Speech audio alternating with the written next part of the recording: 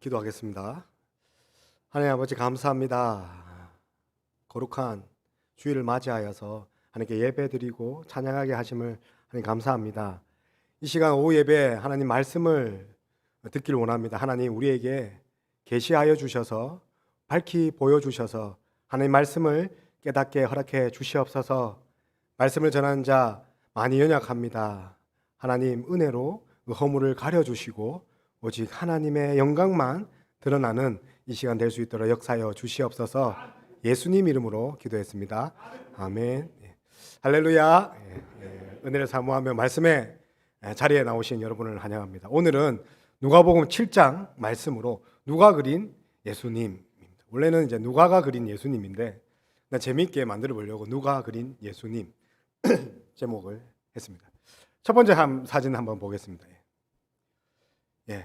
아이가 그린 그림인데요. 제가 이제 상담소에서 상담을 할 때 아이들에게 그리라고 하는 이 동적 가족합니다. 어린아이에게 이 그림을 그리게 한 이유는 그 가족의 모습을 들여다보기 위해서입니다.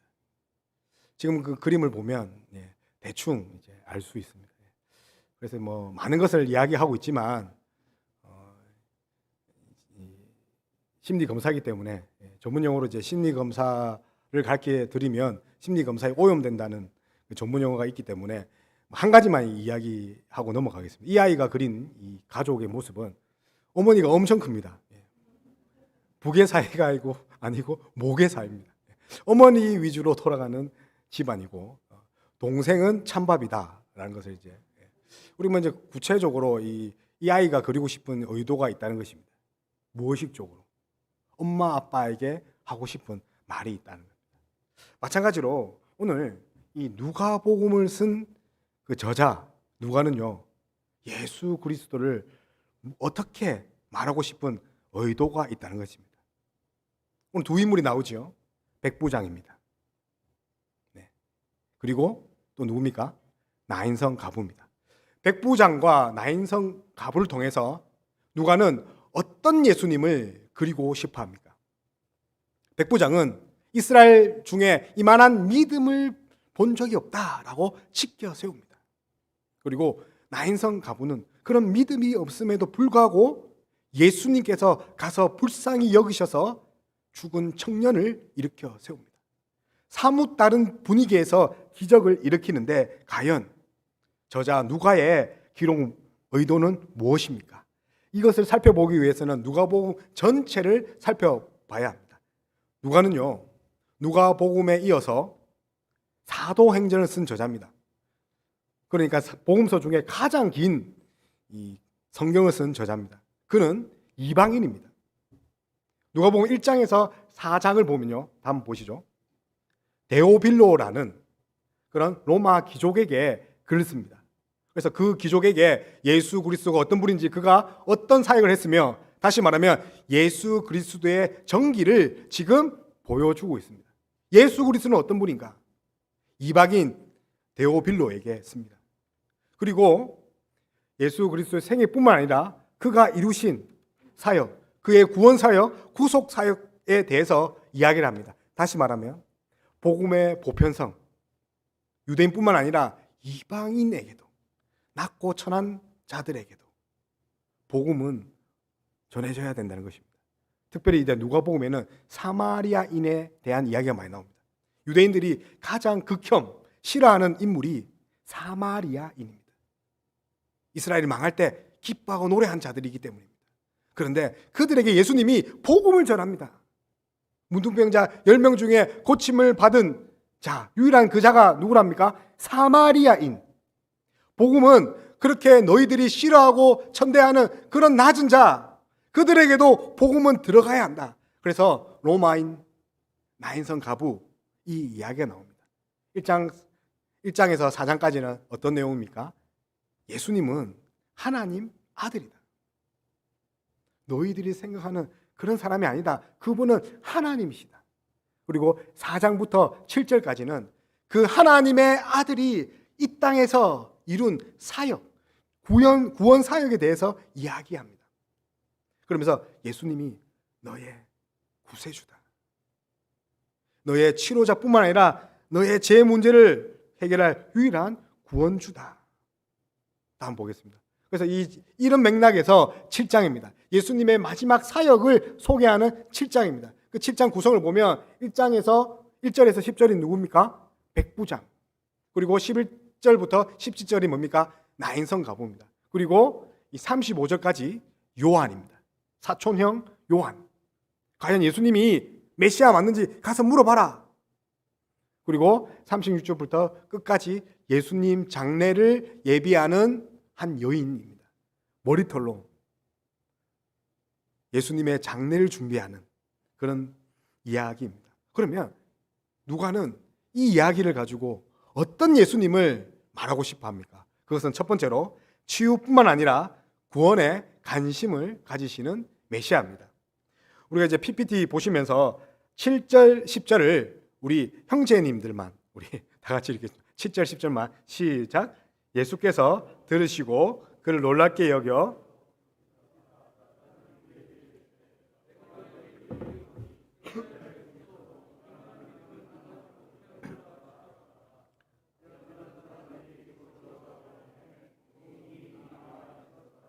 아멘. 우리 백부장 사건입니다. 이번에는 나인성은 우리 이제 자매님들만 다 같이 읽겠습니다. 시작. 가까이 가서 그간에 손을 대니 맨 자들이 서는지라.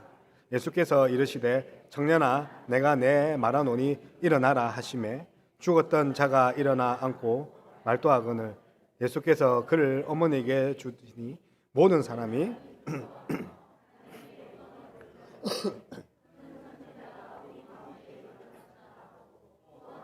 자기 백성을 돌보셨다 하더라. 아멘.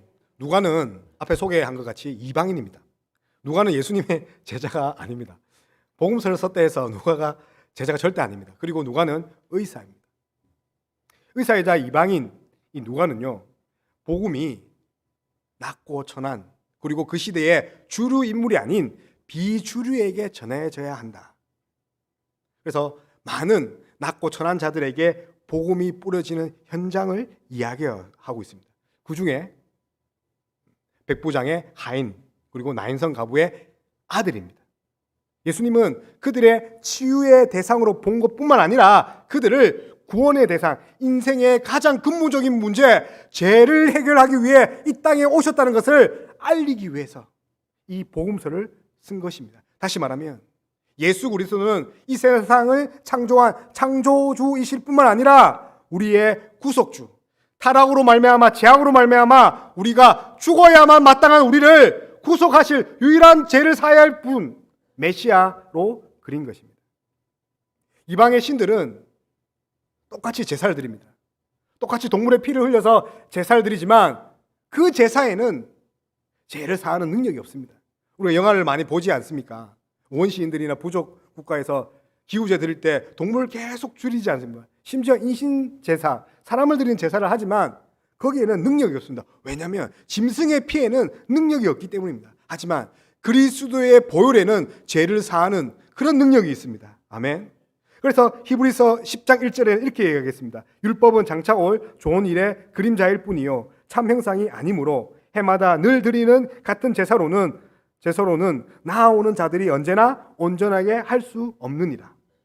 그렇지 아니하면 섬기는 자들이 단번에 정결하게 되어 다시 죄를 깨닫는 일이 없으리니 어찌 제사 드리는 일을 그치지 아니하였으리요.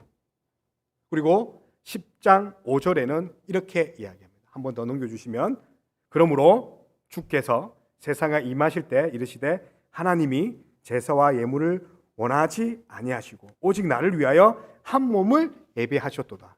아멘. 예수님은 제사를 원하시지 않으십니다. 오히려 자비와 긍휼로 우리에게 다가오신 분입니다. 그래서 에베소서 1장 7절에는 그 유명한 그의 피로 말미암아 구속 곧 제사함을 받았으니 아멘. 오직 우리의 죄를 사하실 분은 예수 그리스도의 보혈의 능력밖에 없는 것입니다. 그 누가 우리의 죄를 씻겨 주시겠습니까? 오직 예수 그리스도. 우리가 주님이라 할 때 그 주자가 무엇입니까? 우리의 구속주지 않습니까? 우리의 주인 되시고 우리의 죄를 사하여 주신 우리의 인생의 최고의 문제인 죽음의 문제를 해결하신 분이 바로 예수 그리스도다. 너희가 믿는 그 신은 시시각각으로 바뀌지만 내가 믿는 유일한 하나님, 그 하나님의 외아들 예수 그리스도는 너희의 문제뿐만 아니라 너희의 구원을 위해 이 땅에 오셨다. 그리고 성경에 나와 있는 그 수많은 이 언약들을 지키러 직접 오신 분이다. 신이 인간이 되어 직접 오셨던 것입니다. 왜냐하면 우리의 죄를 해결하기 위해서입니다. 저는 이제 올해 염색을 이제 하기 시작했는데 몇 년 전부터 이제 새치가 많이 나옵니다. 멜라닌 색소가 이제 적게 나와서 그런지 나이가 좀 있는가 그런지 이제 흰머리가 나오면 이제 바로 새치를 합니다. 여러분 몸무게가 500g 정도 이제 쪘다고 생각해 보십시오. 어떻게 합니까? 바로 그 다음 날 음식을 줄이고 다이어트 들어가지 않습니까? 아닙니까? 예, 죄송합니다. 5kg 하겠습니다. 5kg. 예. 우리가 이제 입사 면접을 본다고 생각해 봅시다. 양복을 입고 머리를 단정하게 하고 최고로 예쁘게 가지 않습니까? 우리가 이제 요즘에 이제 겨울이라 이제 독감도 유행하는데 독감 걸리면 어떻게 합니까? 증상이 나타나자마자 병원에 가서 약을 지어 먹고 하지 않습니까? 코로나는 어떻습니까? 그런데 독감과 코로나는 이 치사율이 채 얼마 되지 않습니다. 그런데 치사율 100%가 있습니다. 여기 걸리면 100% 죽습니다. 뭡니까? 죄입니다. 죄의 싹은 사망입니다. 치사율 100% 죄에는 민감하지 않는 우리입니다. 사람을 만나기 위해서, 잘 보기 위해서 몸을 치장하지만 하나님께 잘 보기 위해서 노력하지 않는 우리입니다. 죄의 문제에 대해서는 민감하지 않는 우리입니다. 매일 같은 죄로 하나님께 죄송하다는 말은 수천 번, 수만 번 하지만 하나님께 신경 쓰는 시간은 매일 작습니다. 그래서 예수님이 이 땅에 오셨습니다. 우리가 도무지 해결할 수 없는 그 죄를 위해 낮고 낮은 이 땅에 오셔서 자신의 피와 살을 찢으셔서 우리의 죄를 말끔하게 해결하셨습니다. 이것을 말씀하기 위해서 누가가 지금 글을 쓴 것입니다. 그렇다면 우리의 구원자이신 예수 그리스도를 누가가 말하고 싶었다면 두 번째로 누가는 어떤 예수님을 그리고 싶었습니까? 두 번째로 잃어버린 한 영혼과 함께 하시는 임마누엘 메시아입니다. 그분은요 한 영혼과 함께 하십니다. 우리 이제 다 같이 6절 9절 읽겠습니다. 시작. 예수께서 함께 하실세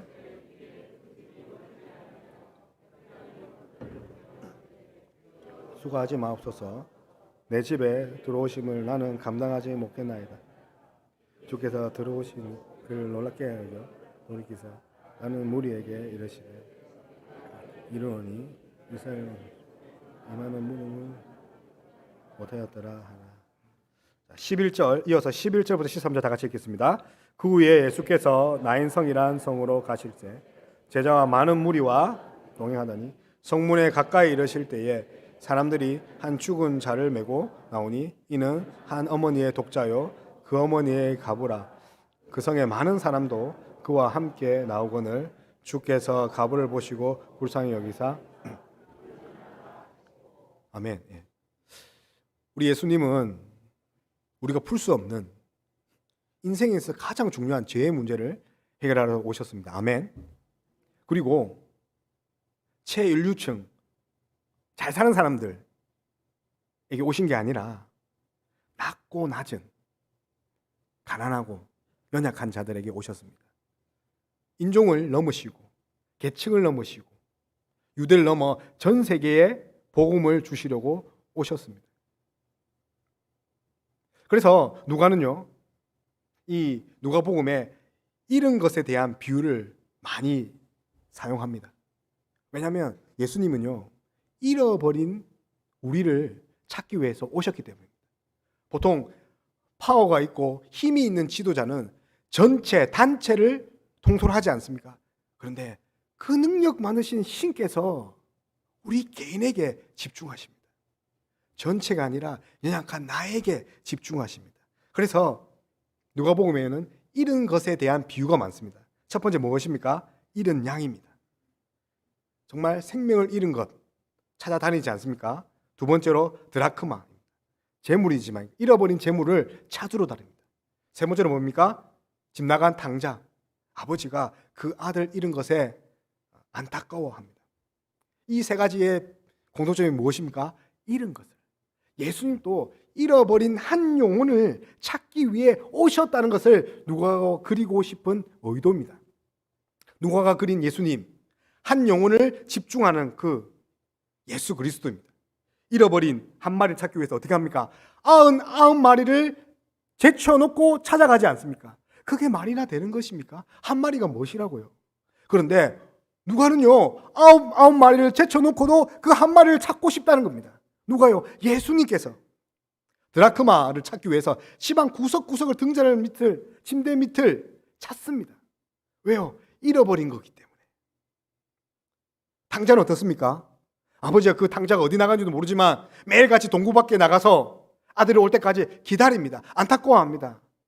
그리고 아들이 오자마자 자신의 옷을 제일 먼저 벗어주는 그 예수 그리스도, 잃어버린 자를 찾으러 오신 그 예수 그리스도를 지금 누가는 그리고 싶어 합니다. 그런데 오늘 이 백부장 사건 이야기가 마태복음 8장에도 동일하게 나옵니다. 그런데 누가복음과 이 마태복음의 이 차이가 나는 한 줄이 있습니다. 그것을 제가 한번 읽어드리겠습니다. 8장 7절에는요, 이렇게 좀 더 자세히 예수님께서 하신 말이 있습니다. 이르시되 내가 가서 고쳐주리라. 내가 가서 고쳐주리라. 마태복음은 없어요. 근데 누가복음은 없어요. 근데 마태복음에 있습니다. 고쳐주리라. 우리 빨간색으로 되어 있죠. 원래 이 헬라어 성경을 보면 고쳐주리라 이 말이 이제 평서문이 아니라 의문문으로 되어 있습니다. 내가 고쳐줄까? 그래서 NIV 영어 성경에는 밑에 이제 나온 것 같이 Shall I come and heal him? 내가 가서 Shall I come? heal him? 그걸 고쳐줄까요? 그리고 이제 헬라어에는 주어를 쓰지 않습니다. 나를 강조할 필요가 없습니다. 왜냐하면 동사에 나가 다 들어가 있기 때문에. 근데 예수님께서는 내가 고쳐준다. 아니, 나야 된다. 그 사람은 내가 고쳐야 된다. 다른 사람 아니고 내야 된다. 내가 여러분의 인생에, 너의 인생에 들어갈 것이다. 다른 사람이면 안 된다. 그래서 나를 강조하십니다. Shall I come and heal him? 철저히 예수 그리스도는 한 영혼을 위한, 나를 위한, 약자를 위한 예수 그리스도입니다. 그리고 그들과 함께 합니다. 왜 하필이면 로마인에게 갑니까? 로마인은 그 당시 유대인들을 지배하는 식민지 국가입니다. 우리로 치면 일본 국가지 않습니까? 못 살게 구는, 민족을 못 살게 구는 그런 지배자, 그 나라의 백부장에 찾아간답니다. 왜 그렇습니까? 하나님의 사랑, 예수 그리스도의 사랑은 증오와 편견을 깨트린다는 겁니다. 왜냐하면 그분은 사랑이기 때문입니다. 유대인을 넘어, 로마인을 넘어, 군동 지역을 넘어 전 만민에게 복음을 전하시고 함께 하겠다는 예수 그리스도. 그것을 그리고 싶은 누가의 의도입니다. 잃어버린 양 아홉 마리를 제쳐놓고 찾아가는 그 예수 그리스도가 오늘 우리와 함께 하십니다. 예수 그리스도는 우리의 개인적인, 우리의 개개인 한 영혼에 관심 가지시고 함께 하십니다. 우리와 함께하는 그 예수 그리스도, 네 글자로 무엇입니까? 그 유명한 임마누엘. 그 임마누엘 배경에 대해서 잠깐 이야기하겠습니다. 이사야 7장 14절에 임마누엘이 등장합니다. 우리 다 같이 읽어볼까요? 시작. 그러므로 주께서 친히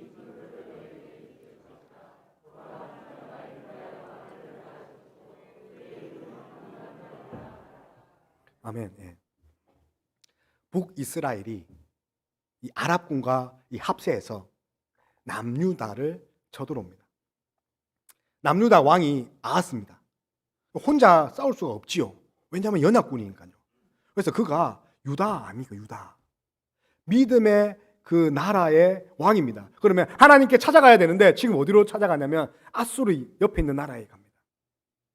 하나님의 사람인데, 하나님의 나라인데, 하나님의 백성인데 하나님 도와주십시오 해야 되는데 하나님은 온데간데 없고 옆에 있는 앗수르에 가서 도움을 요청합니다. 그래서 선지자 이사야가 책망하면서 아하스에게 말을 합니다. 그리고 한 징조를 너에게 주겠다. 뭡니까? 처녀가 잉태하여 한 아들을 낳을 것이요 그 이름을 임마누엘. 임마누엘 뜻이 하나님이 우리와 함께 하고 계십니다. 그것이 마태복음 1장 21절에 성취됩니다. 보라, 처녀가 잉태하여 아들을 낳을 것이요 그의 이름을 임마누엘 하리라 하셨으니 이를 번역한지 하나님이 우리와 함께 계시다 합니다. 하나님이 함께 계심이 왜 이렇게 중요합니까? 구약에는 이 하나님은 이 인간과 함께 할 수 없는 존재입니다. 1년에 한 번 대제사장이 성소에 들어가서 제사를 드릴 때 어떻게 합니까? 지성소 들어갔을 때 밧줄을 묶고 대제사장을 방울을 묶어서 밧줄에다 방울 묶어서 성소에 집어넣습니다. 왜 그렇습니까? 혹시나 이 제사장이 죄가 있으면 바로 죽기 때문입니다. 구약의 백성들은 하나님을 바로 볼 수 없습니다. 하나님을 보는 순간 죽음입니다. 그래서 구약에는 하나님이 등장하자마자 나오는 단어가 두려워하지 마라. 두려워하지 마라. 내가 너와 함께 한다는 말이 항상 함께 있습니다. 구약의 하나님께서는 소리치시면 산과 들이 진동합니다. 그럼 위대한 하나님이 지금 어디로 오셨습니까? 지금 이 땅에 낮고 낮은 왕궁이 아니라 베들레헴 속에서도 가장 낮은 말구유에 오셨습니다. 우주를 창조하신 그 하나님께서 지금 우리 마음속에 살아 계십니다. 이것이 임마누엘입니다. 제가 이제 출장을 마치고 이제 부산으로 이제 돌아오는 날이었습니다. 청년 때 이야기입니다. 거제도에서 이제 부산으로 이제 가려고 그러면 이제 배를 타야 되는데 차를 실어서 이게 카페리오라고 그러죠. 차를 실어서 이제 부산으로 가야 됩니다. 근데 그날 이제 마지막 배를 탔습니다. 10시입니다. 그래서 이제 선착장까지 이제 차를 몰고 갔는데 이제 10시인데 밤 10시인데요. 그날이 이제 보름달이었습니다. 보름달이 뜨는 날이었어요. 보름달이 엄청 큰 겁니다. 아무래도 이제 거제도라 보니까 공기가 오염되지 않으니까 보름달이 정말 엄청나게 크게 보이는 것이었습니다. 그리고 계속 이제 깊은 산골을 이제 넘어가는데 이 달을 계속 보니까 달이 엄청 무섭더라고요. 달이 저렇게 무서울 줄 몰랐습니다. 그래서 옛날에 원시인들이 달을 섬기고 해를 섬기고 심지어 동물을 섬겼구나. 하물며 하나님은요, 우리가 함부로 논할 수 있는 그런 하나님이 아니라니까요. 우리가 싫으면 외면할 수 있는 그런 신이 아니라는 겁니다. 그런데 그 하나님께서 우리에게 오셨습니다. 신이 인간의 자궁에 오셨습니다. 피조물을 살리기 위해 오셨습니다. 우리 키우는 강아지를 위해서 강아지의 자궁에 들어가면 얼마나 혐오스럽습니까? 그런데 신이 인간의 자궁에 들어오셔서 우리를 위해 죽으시기 오셨습니다. 임마누엘 하나님. 이사야가 새로운 징조를 주신 그 임마누엘 하나님. 대적이 정말 우겨쌈을 당하여서 피할 곳이 하나도 없는데 하나님이 너희와 함께 하신다. 그 하나님이 오늘 우리의 큰 위로가 되는 것입니다. 그 하나님이 우리 심령에 계시고 우리 영혼에 계셔서 우리는 죄사함뿐만 아니라 능치 못할 일이 없다는 것입니다. 아멘. 그 예수님이 오늘 우리에게도 동일하게 이야기하십니다. Shall I come and heal you? 내가 너한테 가서 너의 문제를 해결해도 되겠니? 오늘 이야기한 것이 아니라 어제도 이야기하셨고 10년 전에도 이야기하셨고 앞으로 10년 후에도 계속 이야기하실 것 무엇입니까? 임마누엘, Shall I come and heal you? 바라기는 2023년이 임마누엘 하나님께서 자정하여서 문제보다 더 크신 그 하나님께서 우리의 인생을 주관하여 주시고 다스려 주셔서 우리의 치유뿐만 아니라 구원의 문제와 영원히 함께하신 그 하나님과 함께 동행하는 저와 여러분이 다 되었으면 좋겠습니다. 아멘.